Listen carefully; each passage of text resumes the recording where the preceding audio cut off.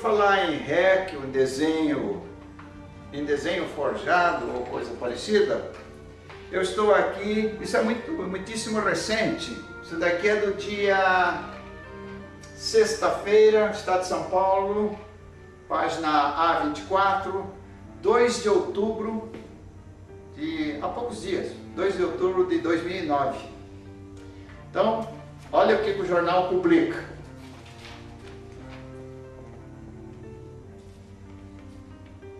Fóssil revela a origem do homem. E dá um nome científico, porque quando você tem um nome científico, ele exerce uma força de argumentação. E cuidado com isso. Eles chamam de Ardipithecus ramidos.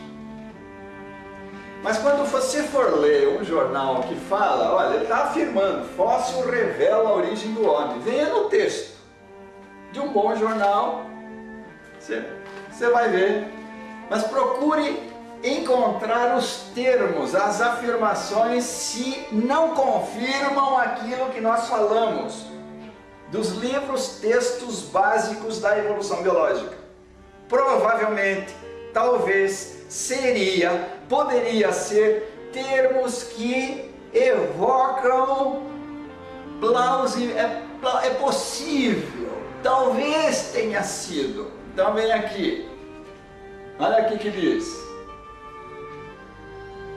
esse não é um ancestral comum, falando do Ardipithecus, mas é o mais perto dele que já chegamos, disse Tim White, diretor do Centro de Pesquisa em Evolução Humana da Universidade da Califórnia em Berkeley. As linhagens que levaram aos humanos modernos e aos chamados grandes macacos provavelmente tiveram o mesmo ancestral há 6 ou 7 milhões de anos, disse White. Provavelmente. Como é que surgiu esse desenho? Veja aqui o que diz. A partir de ossos da cabeça, das mãos, dos pés e algumas partes essenciais, que eles não dizem, menos de 1/3 do esqueleto desses ossos encontrados. Olha o desenho. Está dando a impressão de que é um símil que está parecendo com o homem. Na realidade, se você tivesse os ossos das mãos e das pernas, esse poderia ser poderia não, é um macaco. Não é hominídeo. Quem é que orientou o desenhista a fazer isso? A partir de menos de 1/3 de um esqueleto, você desenhar tecidos moles, pele, aspecto o fácies, o aspecto facial.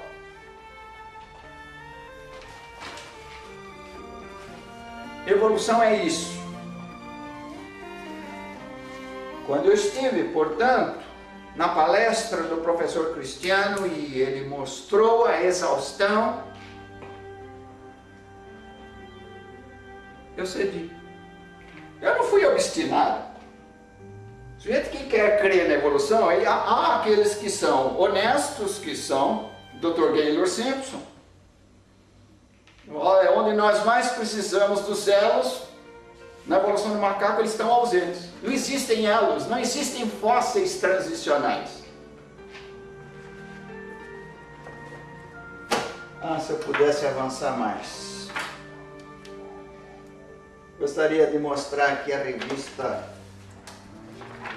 revista Galileu, que publicou a entrevista com criacionistas e com evolucionistas. Essa revista é de junho de 2003.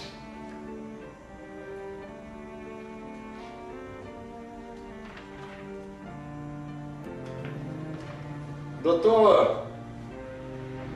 Sérgio Mattioli, evolucionista, atacando o criacionismo, defendendo a evolução. Ele fala igual o professor lá de Minas, ouça aqui. Então, a revista é essa, a página é 23, né? E ouça o que o nosso professor Sérgio Mattioli, que é um biólogo molecular, de cujo mérito eu não duvido, um homem de ciência, professor, digno de honra e respeito.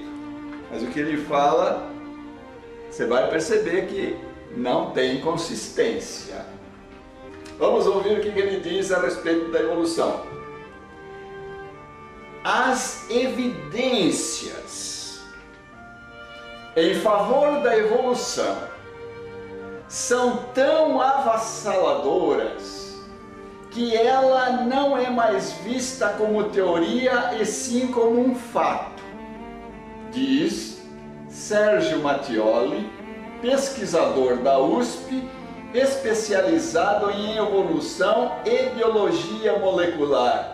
Ele explica que o problema dos poucos fósseis de transição, na realidade a ausência, se deve a vários fatores. Tá? Ele diz: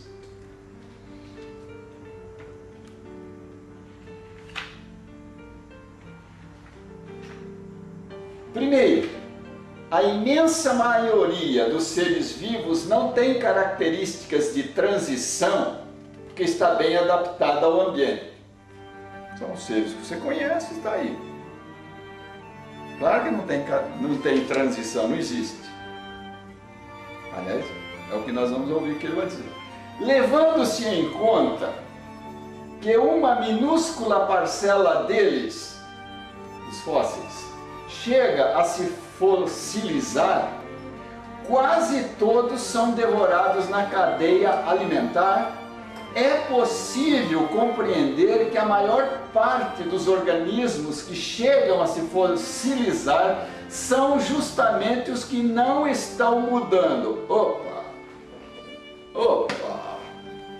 Ele está dizendo que se não tem transição, porque não existem, que os fósseis foram comidos, aqueles seres foram comidos na cadeia alimentar. Mas então como você pode dizer que os fósseis de transição, se não estão presentes?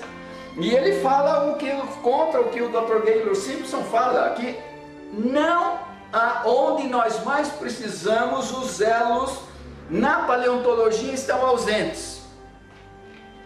Daí a teoria darwinista passa para neo-darwinista, ou saltacionismo. Sabe o que é saltacionismo? Como você não encontra fósseis, as mutações foram abruptas. Chamada teoria taquitélica. Você não encontra? Então a natureza, pum, fez. Você não encontra fósseis. Agora estão querendo partir por DNA. Mas há geneticistas e criacionistas que não aceitam. Vocês estão fazendo uma leitura errada. Então ele mesmo se contradiz, como o Igor Paca se contradiz na questão do campo magnético da Terra. Ora, se os transicionais estão ausentes, como é que você fala que foram justamente eles que foram consumidos na cadeia alimentar? É uma questão de bom senso. Eles estão querendo ver uma coisa que não existe. Isso se chama fé. A evolução biológica, por definição, ela é isso. Nós supomos que talvez tenha sido, pode ser, provavelmente. Isto quer dizer que nós achamos que, eu creio, nós cremos que. Olha, se você crê que, isso é fé. Você não tem evidência, não tem evidência fóssil. A leitura do genoma, a interpretação está sendo errada. Então os evolucionistas têm duas armas importantes contra os cientistas criacionistas todos ex-evolucionistas. Você não tem um criacionista se tornando evolucionista. Você tem todos os criacionistas de hoje, cientistas com PhD nas suas várias áreas, eles são ex-evolucionistas. Então você não tem registro fóssil e esses cientistas criacionistas, os cientistas evolucionistas, eles creem que eles são dogmáticos. Houve um inglês que fala estas palavras, me falta o nome dele, eu tenho aí, mas não dá tempo de procurar. Ele fala assim: a despeito de não existirem evidências para a evolução biológica, como a alternativa à evolução, isto é, um Deus criador, a criação especial, como a alternativa ela é inadmissível, eu fico com a evolução. Isso é ciência ou é fé? Eles nos chamam de fundamentalistas porque as evidências estão apontando para a confiabilidade de um relato bíblico. Criacionismo é ciência. O estudo, o embate entre criação e evolução não é o que eles estão dizendo que é evolução versus religião. Não é. O estudo da criação, o resultado do estudo da criação tem implicações religiosas, assim como diz Michael Denton.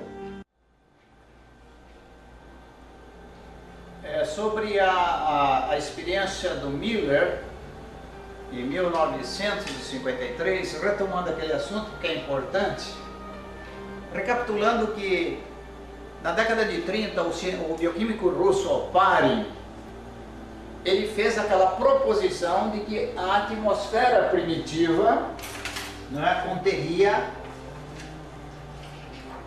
estes gases. Depois, né, atmosfera primitiva, estes gases: metano, amônia, hidrogênio e tal. Bom, na década de 50, em 53, então aqui a atmosfera primitiva, segundo a proposição do Oparin, bioquímico russo. Então ele dizia que esses gases, sobre aquelas influências das descargas elétricas, radiação ultravioleta e a Terra se esfriando e as chuvas torrenciais e as erupções vulcânicas, formaram os primeiros coacervados e ao longo dos milhões de anos, eis que a vida surge. Essa é a teoria de Oparin. Evidente, ele pegou a amônia, o metano, porque tem um átomo de carbono, pegou a amônia porque tem átomo de nitrogênio. Então, os aminoácidos têm um grupo que tem carbono, um grupo ácido, e um grupo básico que é o aminoácido. Em 1953, Stanley Miller conseguiu, em laboratório, ele conseguiu a formação de alguns aminoácidos.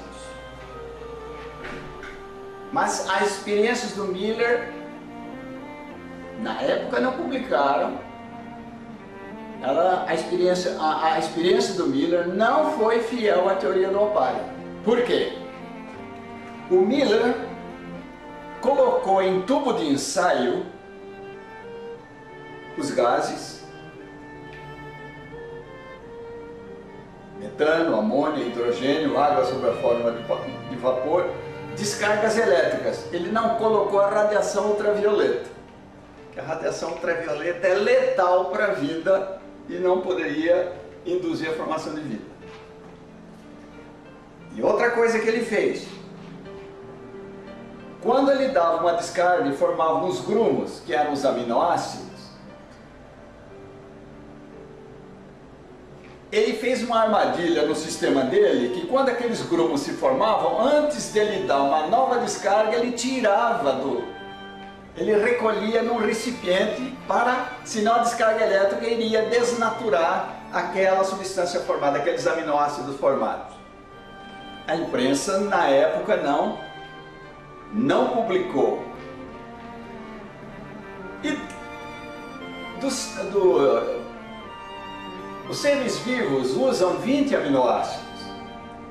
O Miller, ele conseguiu sintetizar 13.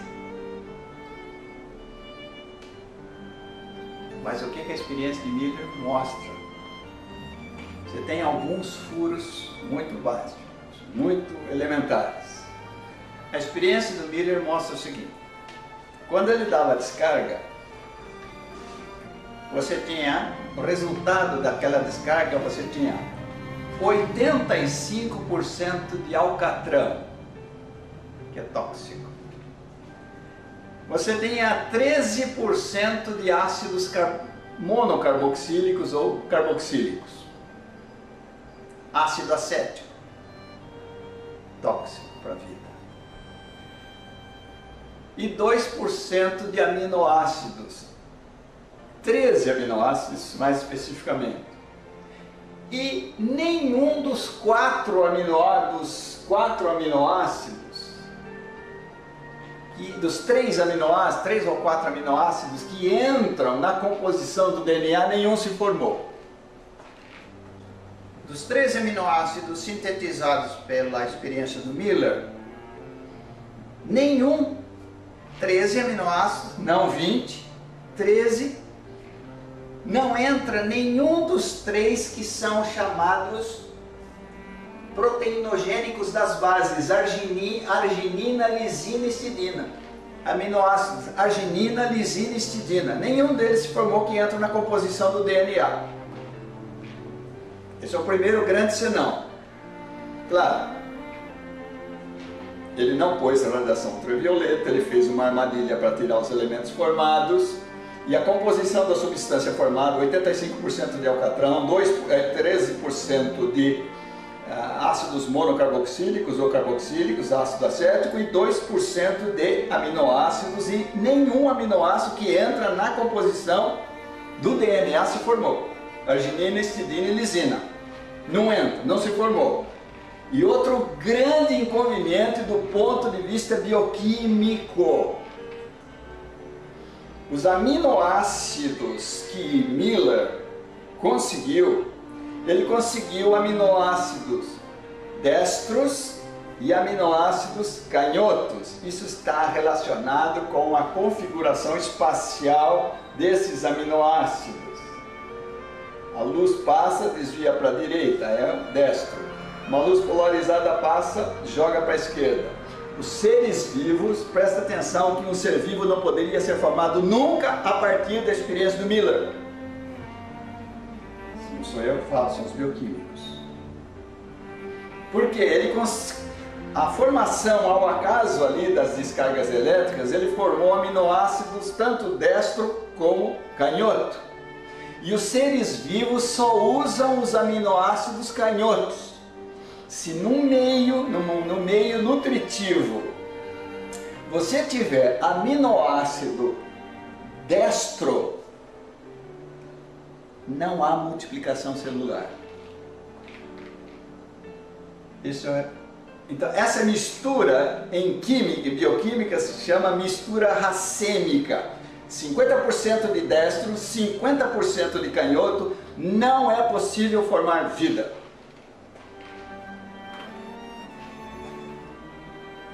Certa feita, nós fomos chamados, eu fui chamado para fazer uma palestra numa faculdade de biologia. Eu dei a teoria do Opari e as experiências que eu dei a aula que eu tive quando eu me tornei evolucionista.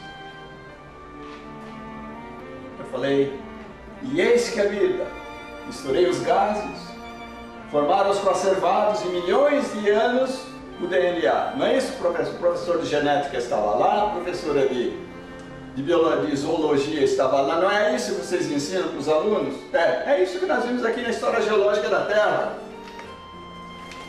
Na página 37, provavelmente teria sido, talvez, dei essa aula, falei, agora eu vou falar o que vocês não falam para os alunos. E peguei essa parte bioquímica da coisa. Quando eu terminei a palestra, a professora falou, eu não sabia que criacionismo fosse isso. Eu pensei que você viesse com a Bíblia nas mãos. Eu não fui com Bíblia na mão, eu fui com bioquímica, fui com geofísica. As evidências geofísicas de que os prazos, os erros de decaimento radiométrico, ilhas vulcânicas formadas pelo derrame lá do Kilauea e do Alalei, lá no Pacífico, no Havaí, ilhas de idade conhecida. A Marinha Britânica andava por lá. Ilhas de rochas vulcânicas de idade conhecida. Em 1800 e 1801, esses dois vulcões, o Kilauea e o Alalei, eles já formaram grandes derrames vulcânicos que formaram ilhas que lá estão. Rochas de idade conhecida, de cerca de 200 anos, foram datadas pelo método do potássio-argônio. O que é o potássio-argônio? O potássio radioativo 40, ele capta uma partícula beta da atmosfera e se transforma num gás nobre chamado argônio que fica retido na rocha. Essas idades variaram de 2 milhões de anos a 360 milhões de anos. Rochas de 200 anos. Em 1981 houve um derrame vulcânico no Monte Santa Helena, nos Estados Unidos. Faz uns 3 anos, 3 ou 4 anos, eles dataram pelo potássio argônio, essas rochas endurecidas, daquele derrame em 1981.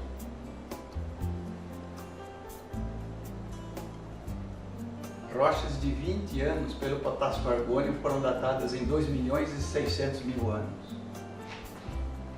Não há confiabilidade nas datações dessas rochas.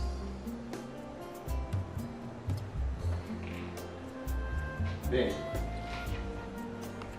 agora nós vamos passar então, para não cansar muito, que já falamos demais, a livros criacionistas, há citações bibliográficas, isso não é chute, há citações bibliográficas, há esses cientistas que nós falamos, ex-evolucionistas, eles se reuniram na década de 60, é aí que eu quero entrar na história de como surgiu o evolucionismo teísta.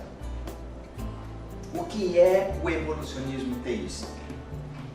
Vamos voltar para os dias de Darwin, com um livro chamado A Origem das Espécies, publicado em 1859,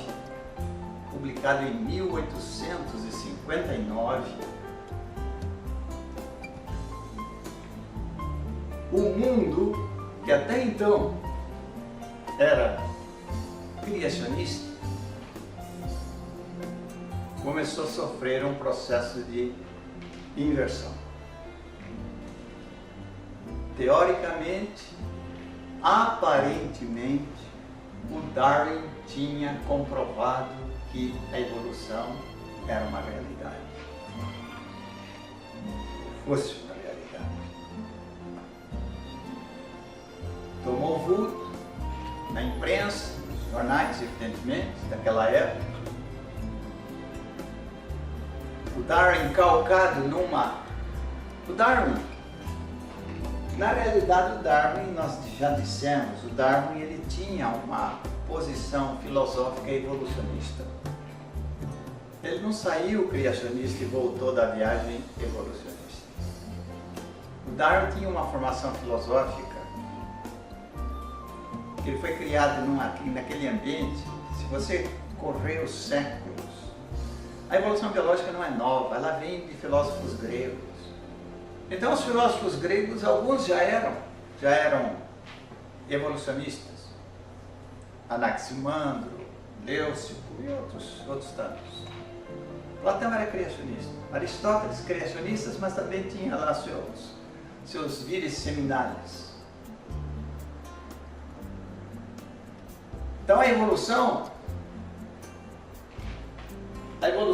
ela não era nova. Depois houve um predomínio do cristianismo e o mundo ocidental sufocou as ideias filosóficas evolucionistas. Até vem esse progresso, esse desenvolvimento chamado epistemológico da filosofia no século XIII. São Tomás de Aquino, que era um consumidor, ele era um leitor. Aristóteles foi muito lido e é até hoje ensinado nos seminários teológicos católicos romanos. Teve influência nesse pensamento que acabou se tornando evolucionista, especialmente depois da evolução de Darwin. Mas o Darwin ele tinha influência do século I e do século anterior, influência filosófica do iluminismo, do outro mais anterior ainda, do cartesianismo, do racionalismo. Começa a se distanciar da revelação, a razão começa a se distanciar da revelação. Então você tem o cartesianismo e o século XVII, o iluminismo, com Voltaire, com Rousseau e outros tantos, que começam a se distanciar da revelação da teologia, que se tornam materialistas. O Darwin foi educado nesse ambiente. Então ele era evolucionista.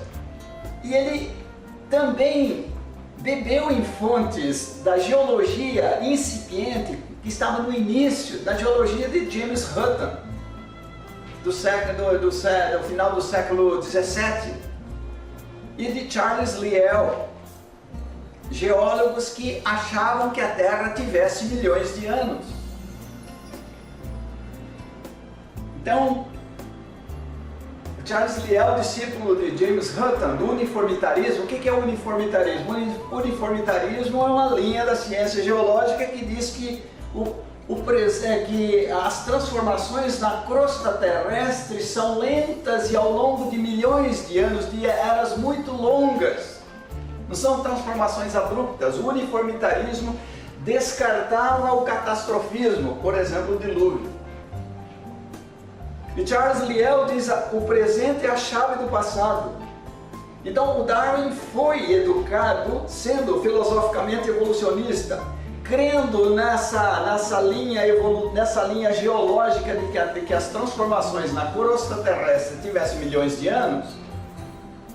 Daí foi um passo para ele sair e dar uma roupagem naquele bojo filosófico. Ele deu uma roupagem científica das ciências naturais, da evolução biológica, voltando da viagem e publicando o livro A Origem das Espécies. Isso começou a publicação em 1859. A publicação desse livro começou a mexer com as estruturas dos seminários teológicos protestantes na Europa, especialmente na Alemanha. Ali por volta de 1870, teólogos alemães e franceses, e na Europa toda, já começam a reexaminar a sua exegese. Os teólogos, por não terem embasamento científico na época, eles creram que Darwin tivesse verdadeiramente demonstrado que a evolução é um fato. Bom, se a evolução é um fato, eu tenho que... E se a Terra tem milhões de anos, e os dinossauros desapareceram há milhões de anos, então eu vou ter que rever a minha exegética. Eu vou ter que fazer uma abordagem, vou ter que fazer uma interpretação, usar a ciência para a minha exegese, vou ter que acomodar a minha exegese ao pensamento científico que supostamente é um fato. Começou o grande ataque. Aliás, em 1859, 1860, houve um debate na Inglaterra. Os jornais estavam lá, um grande debate entre criação versus evolução. E quem foi defender o criacionismo? Um teólogo chamado Samuel Wilberforce, da Igreja Anglicana, que não entendia nada de geologia, não entendia nada da pobre ciência natural que o Darwin tinha trazido. O erro de interpretação do Darwin, ninguém sabia que ele tinha visto o tentilhão da mesma espécie, e a inferência que ele fez, totalmente furada. Samuel Wilberforce, sendo teólogo da Igreja Anglicana, quando ele vai para o debate, ele foi engraçado, mas ele perdeu fragorosamente o debate. O que ele fez? Foi engraçado pelo fato dele se levantar e perguntar para o Darwin se ele era descendente de macaco por parte de pai ou por parte da mãe. Todo mundo riu, mas o Huxley, que era o advogado, que era quem fazia o discurso de Darwin, Huxley, e que manjava, que entendia da biologia do Darwin, das ciências naturais, naquela época não se chamava biologia ainda, ciências naturais de Darwin, ele fala entre os dentes para o Darwin.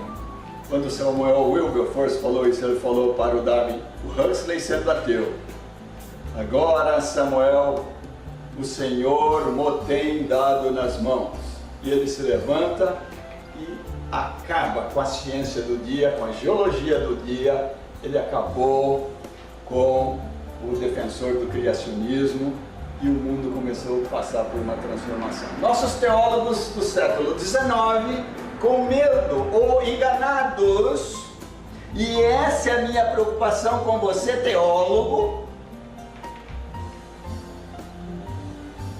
O nosso objetivo aqui é falar, não creia nisso, analise antes. Por quê? Porque, lamentavelmente, são poucos os nossos teólogos que passaram pelos bancos de uma faculdade de biologia, ou de química, ou de bioquímica, ou de física, para entender essa terminologia. Vocês estão embarcando num bonde errado, como eu embarquei. Eu só não sou obstinado. Quando eu tive a percepção de que a metodologia de radiodatação é passível de engano, que esses dados estão calcados em dados pressupostos, que a atmosfera primitiva, aqueles gases estavam na cabeça do Oparin e não na atmosfera primitiva, e vou lhe mostrar por quê. Na chamada coluna geológica, que eles dizem ter milhões de anos, se você descer na coluna geológica, lá no pré-cambriano, 570 milhões de anos atrás, no pré-cambriano não tem vida alguma. De repente, no cambriano, 570 milhões de anos, aparecem vida, seres pluricelulares, não unicelular, porque de acordo com a teoria, formou-se uma célula, depois de milhões de anos, todas as espécies surgiram, como eu mostrei no desenho.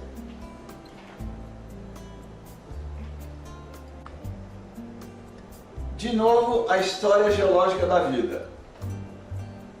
Veja o que o McAllister fala sobre esses substratos. Os primeiros fósseis animais não são os primitivos unicelulares. Ameba unicelular,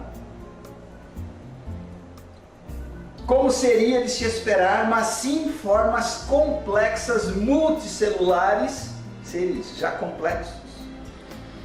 Presta atenção no que ele fala, cujo aparecimento tão tardio na história da Terra, supostamente 570 milhões de anos, tem sido um dos mais embaraçosos problemas para os quais têm surgido muitas hipóteses explicativas. Sabe por que tem sido embaraçoso? Porque não há seres entre os unicelulares, não existem seres unicelulares, e quando você chega no Cambriano você já tem seres totalmente complexos. Tem outra coisa que eles não ensinam para os alunos.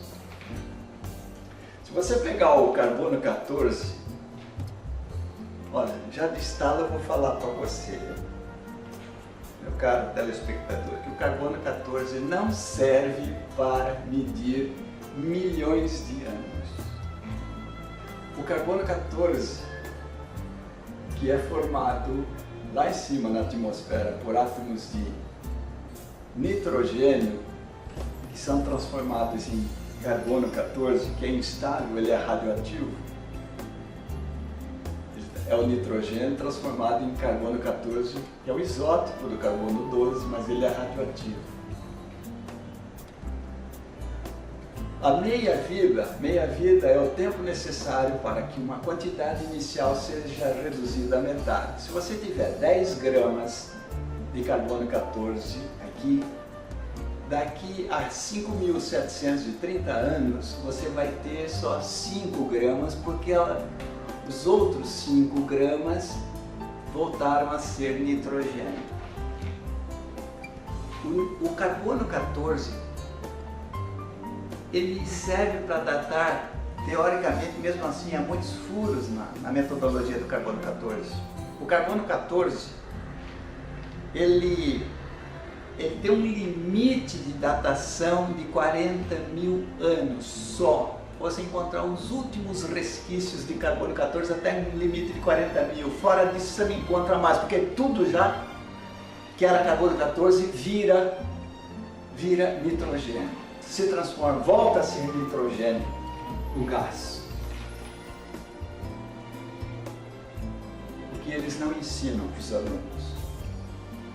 Escavações, né, no pré-cambriano, supostamente de 570 milhões de anos, você ainda encontra carbono 14. Você sabe o que significa isso? Significa que essa rocha de 570 milhões de anos, no máximo poderia então ter 40.000 anos. Onde estão os milhões de anos?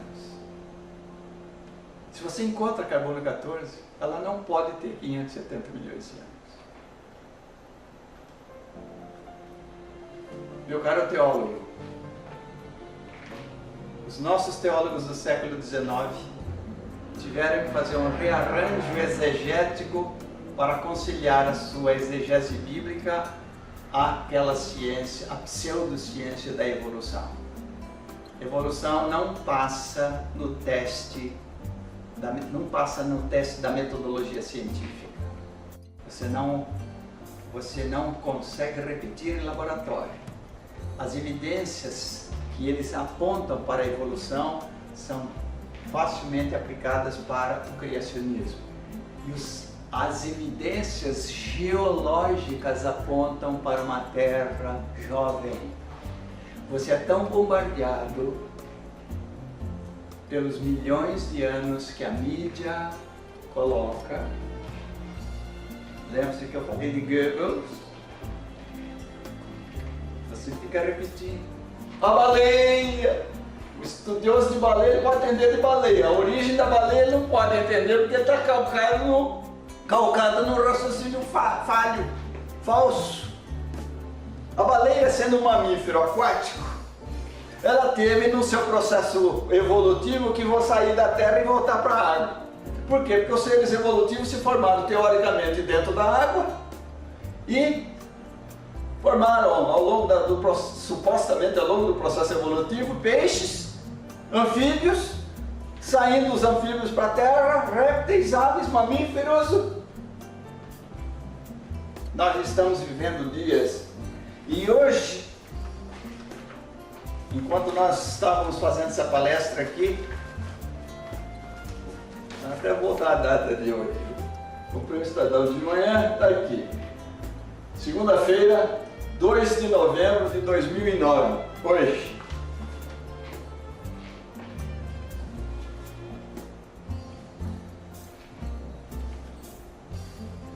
Pesquisa mostra conflito de biólogos evangélicos. E aparece aqui uma bióloga evangélica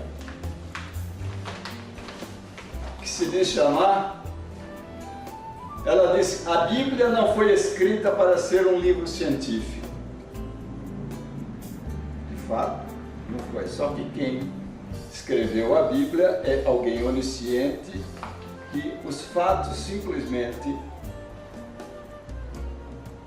A Bíblia fala de passagem como uma realidade objetiva.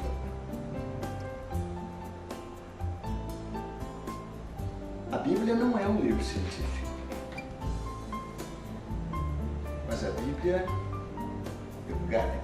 por ser estudioso do assunto, eu posso dizer para você uma coisa.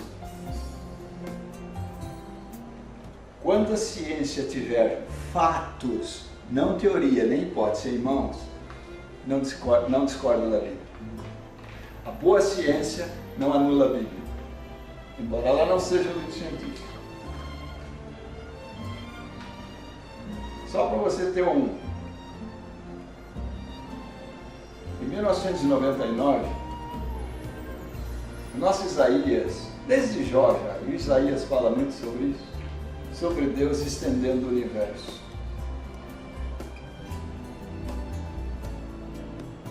Isaías falou isso 700 anos antes de Cristo. Fala ao Senhor que estendeu o universo. Zacarias 12:1. Fala ao Senhor que estendeu o universo, que fundou a terra, criou o homem, fundou a terra, criou o homem e formou o Espírito dentro dele. Ele estendeu os céus. Estendeu os céus. Estendeu os céus. Em 1999, cientistas italianos e americanos da Universidade de Princeton, eles determinaram com precisão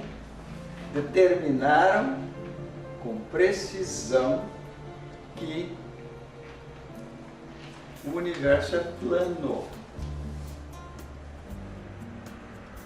Ele falou para Isaías que o universo foi plano.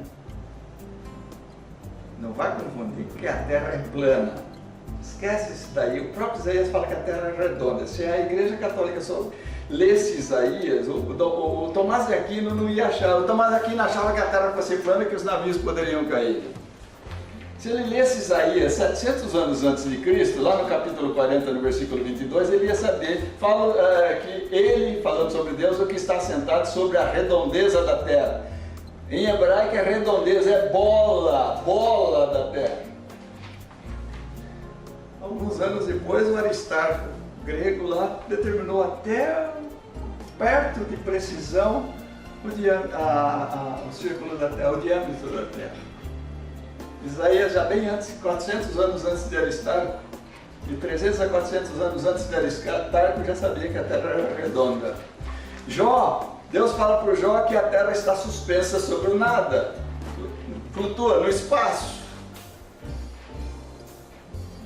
Bom, aqui nesse jornal saiu aqui uma bióloga falando uma barbaridade, que se ela conhecesse os livros evolucionistas, foi como uma professora de zoologia falou para nós, nos falou lá. Eu não sabia que o criacionismo fosse isso. Quando eu mostrei que bioquimicamente a vida não poderia ter surgido nos oceanos primitivos daquela maneira. Ela falou, eu não sabia que o criacionismo fosse isso. Ela falou, esse criacionismo deveria ser estudado, ministrado nas escolas. Eu falei, esse é o nosso desejo, mas nós não conseguimos. Nós somos podados, nós somos rejeitados, nós somos chamados de fundamentalistas. Quando fala-se em criacionismo, não vem com religião. Criacionismo científico não tem nada a ver com religião, são evidências científicas que o Melvin Cook, que o Thomas Barnes, que tantos criacionistas, as leis da termodinâmica apontam para o universo em desorganização. A evolução requer complexização e as leis mostram que o universo está em decaimento. Olha aqui que a moça fala: Aline Malafaia frequenta a Igreja Batista desde os 4 anos, formada em Biologia pela UERJ, fez a sua própria interpretação sobre a teoria da evolução, misturando o que aprendeu no curso com o que ouviu em sermões do pastor evangélico. Sendo bióloga, não poderia negar que nós e outros primatas temos um ancestral comum, mas a criação teve a mão de Deus. Quem falou para ela aqui? Não há fóssil mostrando que existe um ancestral comum. Ela está pegando aquele desenho de macaco evoluindo, chegando ao homem, aquela escadinha. Aquilo lá está no papel, não existe isso. Esse que eu mostrei agora há pouco, o Ardipithecus aí, nós mostramos como é que você deve ler. Olha isso que ela está falando. Todos os documentos apontam isso daqui. Provavelmente, outra palavra aqui, mas o desenvolvimento de braços e pernas sugere. Quando a coisa é provável, quando a coisa sugere, não é prova.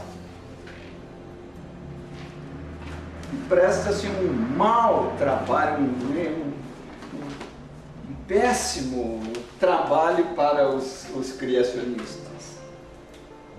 Ela não conhece a literatura ela não conhece a literatura criacionista. Se conhecesse, um dia eu fui evolucionista como ela. Os nossos cientistas criacionistas foram evolucionistas. Entre no site do Universo Criacionista, você vai ver a relação de cientistas que saíram do evolucionismo para o criacionismo. Meu caro teólogo, a evolução não é um fato, ela é uma teoria, ela não passa no teste de ciência. É grande o número de cientistas que estão deixando de ser evolucionistas passando a ser criacionistas. Você está sendo ludibriado, estou falando em tese, porque eventualmente há um ou outro que tem algum embasamento científico, para aceitar. Você não tem embasamento científico para aceitar esse movimento, essa colocação desta ideia, dessa teoria que está sendo ministrada, que ela está sendo levada para você como um fato, está sendo ministrada como um fato. Ela não passa de uma teoria, ela não se sustenta com ciência. Nós vimos que não há base para a evolução ser chamada de fato. Nós mostramos exaustivamente que a origem da vida, o próprio Dawkins falou que é um assunto especulativo, a origem da vida. O Dawkins, se o Dawkins tivesse mais fato, alguma coisa mais substancial nas mãos, ele falaria essa aberração. O que é especulativo? Especulativo eu suponho que é. O próprio Dawkins, leia o livro do Dawkins, na página 186, a origem da vida é especulativa, é um assunto especulativo. Pronto, onde fica aqui todo aquele desenho dos reinos se formando e aparecendo o homem lá em cima? Não se esquecendo que a geofísica mostra por todos os detalhes. Nós já falamos, decaimento do campo magnético da Terra, Dr. Thomas Barnes não foi refutado até hoje. Melvin Cook, ele dá os valores, um geofísico lá perto da década de 60, trabalhando com gás hélio acumulado na atmosfera terrestre. As mensurações, não é chuto, são mensurações. Ele dizendo quanto gás hélio tem acumulado na atmosfera terrestre, quanto se forma por ano. O Dr. Melvin Cook mostra que a Terra não pode ter mais que 10 mil anos, senão você teria muitíssimo mais gás hélio acumulado na atmosfera. Se alguém argumentar com você de que o gás hélio se perde para a atmosfera, extra-atmosfera, não creia não. Pelo contrário, algum gás hélio consegue entrar das explosões solares, consegue entrar na nossa atmosfera. Pelo contrário, teria que ter muito mais gás hélio. Então, o desejo do nosso coração, não seja ludibriado. Evolucionismo teísta é resultado de uma má informação de teólogos que, com medo que a evolução biológica fosse um fato, e criaram fizeram uma síntese entre o criacionismo bíblico e a evolução biológica materialista. Ora, nós, embora o tempo seja curto, nós demos exaustivamente para você, caro teólogo, algumas evidências fortíssimas e algumas até quase que provas de que a Terra é jovem, de que as experiências de Miller não indicam, elas provam a impossibilidade de surgir vida daquela maneira. Ora, se a evolução materialista não passa no teste de ciência, se a evolução materialista não aconteceu, o evolucionismo teísta perde a razão de ser. Você só tem dois modelos. Ou a evolução é um fato, e não é. Ou a criação é um fato. Então, meu caro teólogo, agora eu quero falar um pouco teologicamente com você. Por causa do evolucionismo teísta, por essa conciliação da teologia com essa ciência falsa, isso é falsa ciência. Não está provado. São 150 anos da publicação da origem das espécies, ela continua se chamando teoria da evolução e não lei. Ela não passa no teste. Então, o evolucionismo teísta é um casamento espúrio do criacionismo bíblico com a evolução biológica. Como a evolução biológica não existe, o criacionismo é real. E agora, a componente teológica da coisa. Você, como teólogo, se você conseguir se desvencilhar da evolução biológica, você acaba abrindo mão do seu evolucionismo teísta. Não é possível. É um casamento com uma ideia falsa. Então não existe. Daí então, você ler nos livros que tentam conciliar que a Terra tem milhões de anos, a Terra não precisa ter milhões de anos. Não tem. Os evolucionistas teístas, por ajustarem então a exegese à luz da evolução e dos milhões de anos, os evolucionistas teístas não se cansam de afirmar que os 11 primeiros capítulos de Gênesis são o que eles chamam de arcabouço literário judaico. Que aquilo lá é lenda, é mito. Olha, os 11 primeiros, o 12 porque aparece Abraão.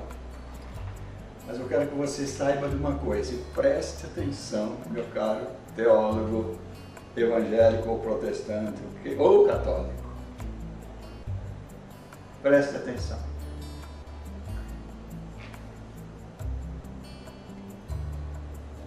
Jesus, que eu suponho que ainda você crê, né? Jesus, falando sobre o divórcio, ele registrou como história Gênesis 1, 26.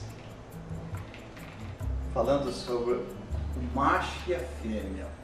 Não lestes que no princípio Deus criou homem e mulher? É a linha eloísta do primeiro capítulo. E você teórico sabe o que estou falando. Continuando falando sobre o universo, fala: por isso deixará o homem seu pai e sua mãe, e se unirá à sua esposa, à sua mulher, e os dois serão uma só carne. Jesus citou o capítulo 2. Ah, mas a discrepância entre os dois são relatos diferentes. Você pode dizer isso com certeza? Bom, primeiro, Jesus considerou história. Os teólogos modernos acham que não, que é mito. Jesus considerou o capítulo 6 do dilúvio de Gênesis história. Eles consideram mito. Sabe por que mito? Porque o uniformitarismo não cria no catastrofismo. Porque agora estão mudando. Agora estão começando a ver que catástrofes acontecem. Experiências, algumas análises feitas nos Alpes por geólogos, eles falam que isso é a coisa mais estonteante que nós estamos vendo. Eles encontrando minerais que estavam lá no fundo da terra, que aparecem. Isso mostra que abruptamente, por isso que eu convido você a conhecer o livro do professor Adalto, Como Tudo Começou. Você vai conhecer uma teoria criacionista fantástica de como surgiram as cordilheiras abruptamente, o afastamento dos continentes. Você não precisa de milhões de anos. A teoria das hidroplacas, ela é muito bem idealizada por cientista criacionista. Sabe o que isso significa?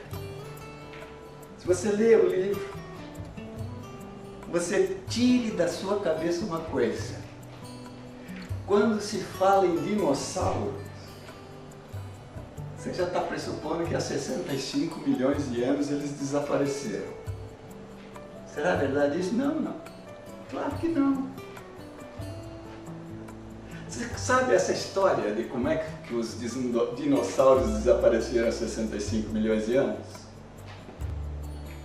Os geólogos da companhia de petróleo nos Estados Unidos, os irmãos Álvarez,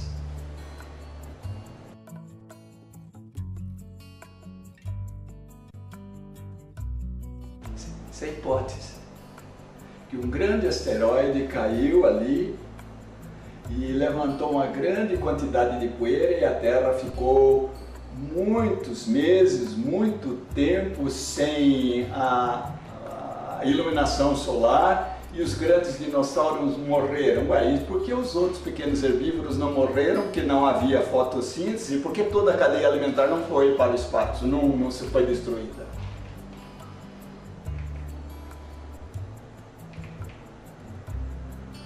Essa hipótese dos irmãos Álvarez entrou como se fosse um fato.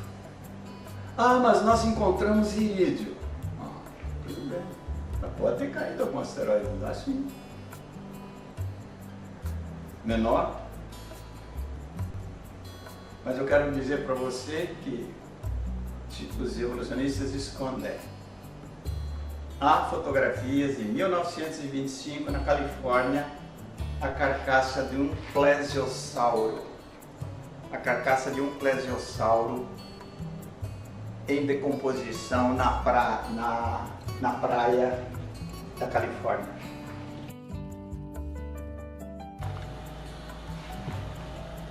Esse fato é real. Em 1925, há fotos disso daí. Você vê na praia, naquele tempo, 1925, a indústria cinematográfica estava querendo começar a ir para a Califórnia. Eram praias desertas. Você vê a cabeça de um plesiosauro bem delineada. E o resto do corpo é decomposição.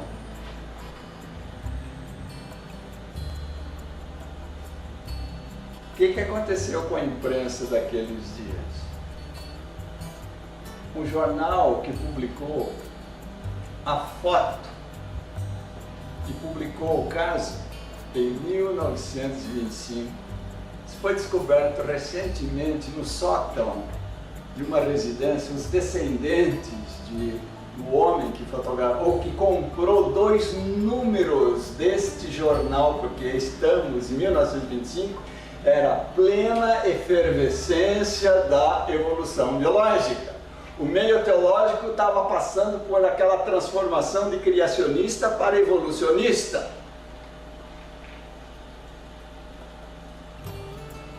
Esse senhor, esse jornal, esses 2 números que foram encontrados no sótão de uma casa pelos descendentes, e o jornal ainda existia até pouco tempo atrás. Os interessados foram até ao jornal, a editora lá do jornal, e a pergunta que nós fazemos é: por que não foi achado o número referente àquele dia e que continha a foto do plesiosauro em decomposição na praia?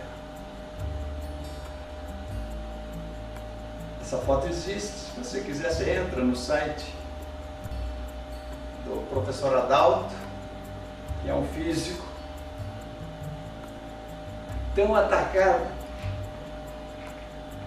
Ele é um físico formado nos Estados Unidos pela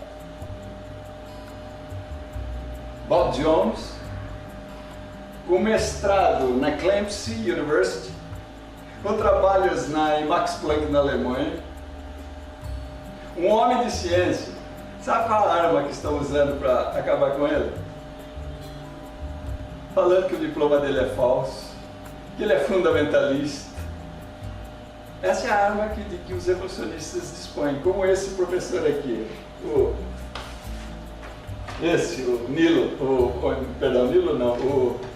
Danilo, né? Como é que chama o homem?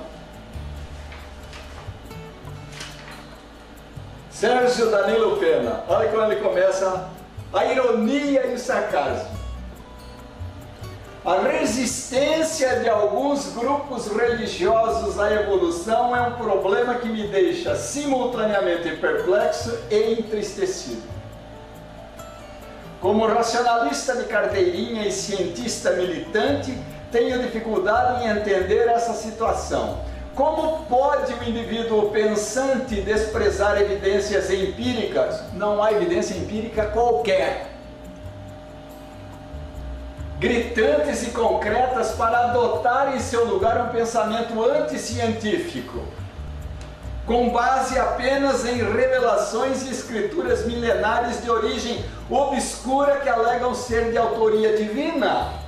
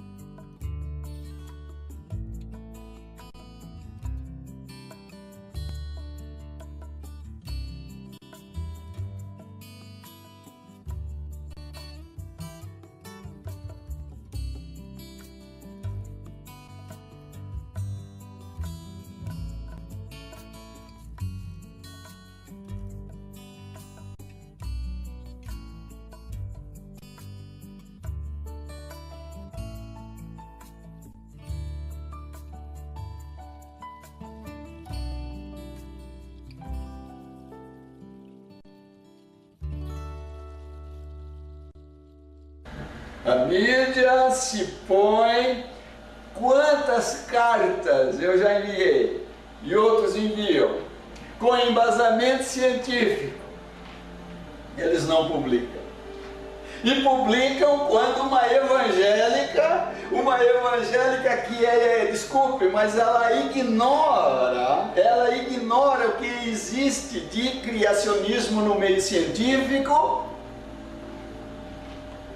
Se ela tivesse oportunidade de ouvir a nossa palestra feita numa faculdade de biologia, não criacionista, ao ponto da professora falar esse criacionismo devia ser ensinado. Não, o homem aqui, o Nilo Pena, aqui o Danilo Pena, ele fala que isso é obscurantismo. Nós não estamos defendendo a Bíblia, nós estamos mostrando que as evidências científicas apontam que o relato bíblico é digno de crédito. Ah, bom, então agora começou uma reversão. Na década de 60, cientistas evolucionistas, nas suas mais variadas disciplinas, começaram a encontrar evidências de que a geofísica evolucionista não se sustenta. Pressão nos poços de petróleo, quantificação de gás hélio na atmosfera, índice de erosão dos continentes, índice de salinidade dos oceanos, índice de sedimentação de poeira lunar, coeficiente de sedimentação de poeira lunar, índice de encolhimento do Sol. E são tantas as evidências geofísicas que eles falam não é possível, não há tempo suficiente para a evolução biológica.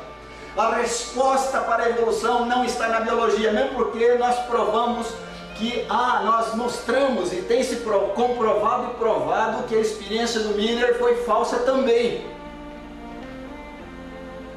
Não é falsa, ele conseguiu, mas o que ele conseguiu não dava para formar vida. A escolha é sua agora. O evolucionismo teísta é resultado de um casamento com uma mulher falsa. A evolução biológica. E eu queria voltar aos 11 primeiros capítulos de Gênesis.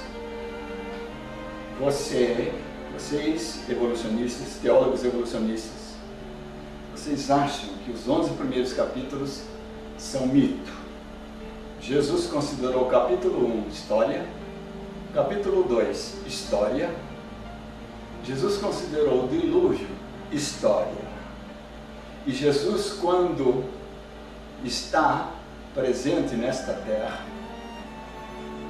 quando alguém chega para ele, ele fala o que diz a lei. Não lestes o que diz Moisés? Agora eu quero ler para você o que diz, pelo menos se você for um teólogo evolucionista, espero que não seja obstinado. Eu quero primeiro ler em João, é que também os nossos teólogos acham que o livro de João já não tem. Então faz o seguinte, cada página que você achar que não, da sua Bíblia que você achar que não é confiável, vai, alguém disse isso e eu concordo plenamente, vai rasgando, tira, veja o que resta da sua Bíblia. João 10, 35. A não ser que o Evangelho de João também não tenha credibilidade, né? Mas Jesus diz assim, João 10, 35, a última parte do versículo, ele fala assim, e a Escritura não pode falhar. Jesus considerou os 11 primeiros capítulos, toda a Torá, Pentateuco, mais os Salmos e os Profetas. Veja bem, a Torá, os Salmos e os Profetas, ele considerou que são escrituras que não podem falhar. Os nossos teólogos evolucionistas dizem que falham. Agora você faça a sua escolha. E eu gostaria de ler para você, a não ser que você seja daquela linha que já nem acredita mais na ressurreição de Jesus. É uma pena. Queria ler para você em Lucas, o último, Jesus falando para os dois a caminho de Emaús. E começando por Moisés, Pentateuco. Lucas 24, 27. E começando por Moisés, discorrendo por todos os profetas, expunha-lhes o que a seu respeito, isso é Jesus ressurreto, junto aos dois a caminho de Emaús. Expunha-lhes o que a seu respeito constava em todas as Escrituras. Já no momento da ascensão, no 44, no versículo 44, ele diz: a seguir Jesus lhes disse: são estas as palavras que eu vos falei, estando ainda convosco. Importava se cumprisse tudo o que de mim está escrito na lei de Moisés, nos profetas e nos salmos. Então lhes abri o entendimento para compreenderem as Escrituras. Os 11 primeiros capítulos de Gênesis não são arcabouço literário, são história. Jesus falando da sua vida, ele pega como figura os dias de Noé. Amém? Eu gostaria de ler para você agora o que diz o apóstolo Paulo a Timóteo. Por isso que eu estou falando, meu querido irmão, vou te chamar de irmão, teólogo, evolucionista teísta, que deve ter sido ludibriado. Querido, não rejeite. Se você crê ainda nesse Deus, porque os evolucionistas teístas creem no Deus, só que não encontram a hora da queda. Então eu vou ler o que Paulo fala para Timóteo na sua segunda carta, no capítulo 4, no versículo 3 e 4. Paulo fala assim: pois haverá tempo em que não suportarão a sã doutrina. Isso é profético. Pois haverá tempo em que não suportarão a sã doutrina, pelo contrário, cercar-se-ão de mestres, segundo as suas próprias cobiças, como que sentindo coceira nos ouvidos, e se recusarão a dar ouvidos à verdade, entregando-se às fábulas. Evolução biológica é fábula, como diz Pedro, engenhosamente inventada. Não passa no teste de ciência. Pastor evangélico muito conhecido no meio aqui em São Paulo, num livro que ele defende algumas ideias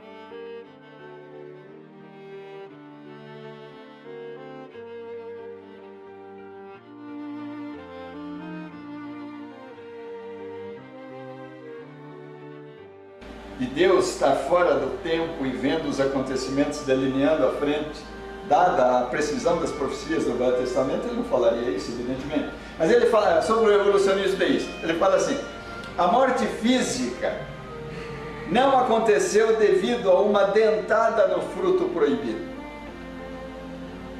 Morrer está em todo o universo.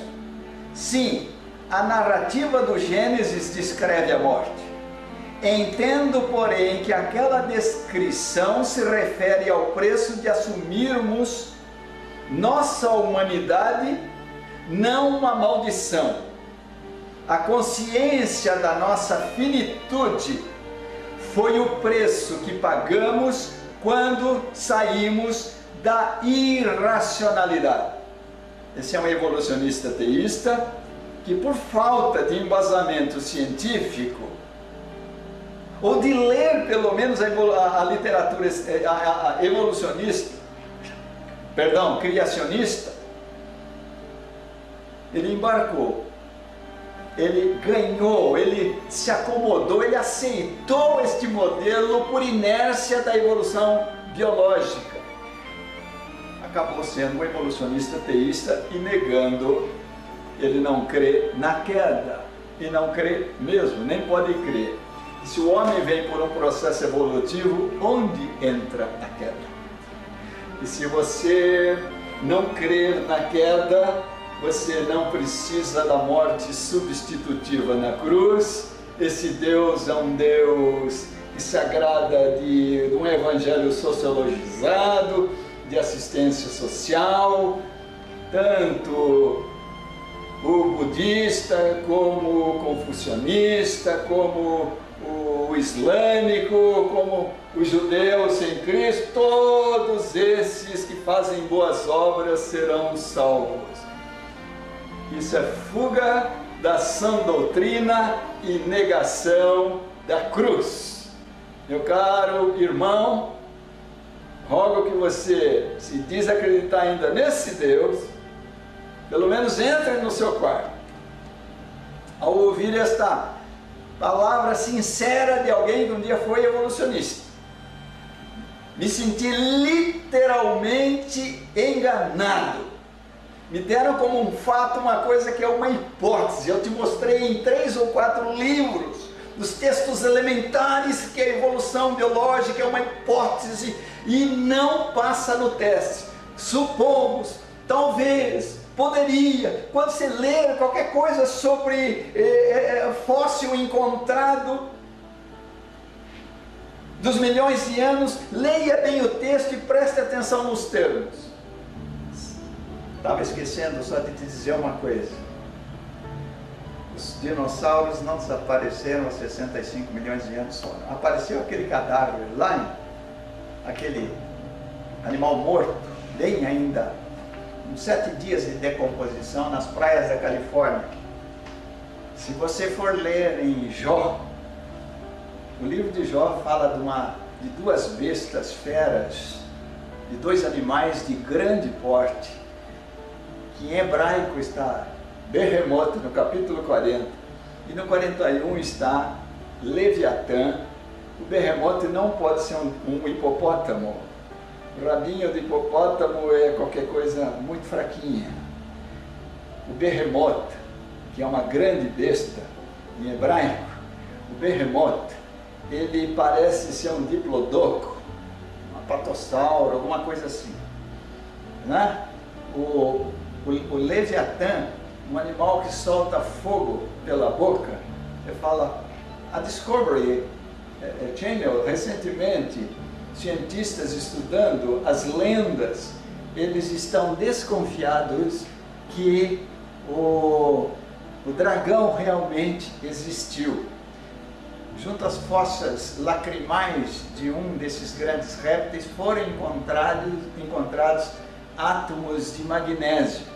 Tanto o magnésio como o sódio puro, em contato com o ar, eles pegam fogo. Se eu dissesse, se não existisse, e eu dissesse para você que existe um insetozinho que à noite ele acende as lanternas traseiras, você acreditaria se não existisse? é um fenômeno chamado de bioluminescência, é o vagalume que acende a luzinha dele à noite. Se não existisse, falasse que o sujeito entrou num rio, né, e tomou o choque de um peixe e morreu fulminado com 220 volts, você não acreditaria, mas o buraquê e outros peixes elétricos existem por aí. Então, quando a Bíblia fala, e Jó os conhecia, porque o livro de Jó está mostrando, olha para as nuvens, coisas que ele conhecia, olha para o jumento montês, olha para as águias, olha contempla o berremote que eu criei contigo. Os dinossauros foram contemporâneos do homem, não desapareceram há 65 milhões de anos.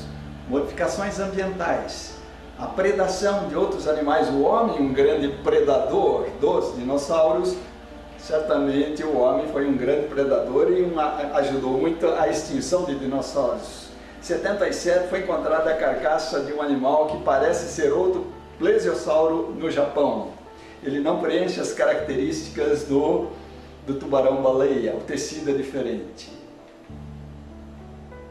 Eu poderia ficar horas e horas aqui falando sobre isso. Não embarque na evolução biológica. Ela é uma fábula. E ela, agora, teologicamente, ela faz parte da operação do erro. Ainda é tempo de você reacertar suas ideias. Entre no seu quarto, tá?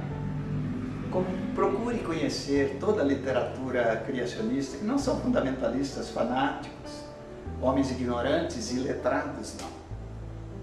Se bem que Deus não precisa desses defensores, mas para você que já tem uma certa escolaridade, você tem que ter os dois modelos, conhecer bem os dois modelos nas suas mãos, não conhecer de ouvir. A evolução se ouve.